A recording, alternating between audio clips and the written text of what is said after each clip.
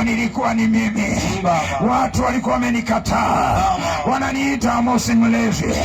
Usingenipata mpaka uongeze Amosi mlevi. Jina la Bwana libarikiwe. Yesu akaingia ndani yangu, akabadilisha jina langu.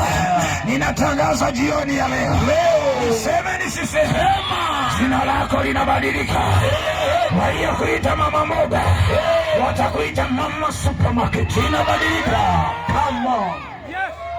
Toto amelirax. Aka kajamaa nako kametulia kama ka Tanzania.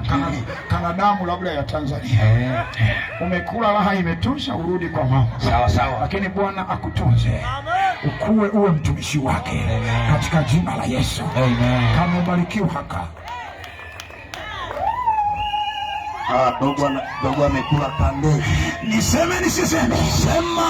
Waliodhani Sara ameugua tumbo, waliodhani Sara amekosea, wakapeleka habari kama yule shosho wa miaka 90.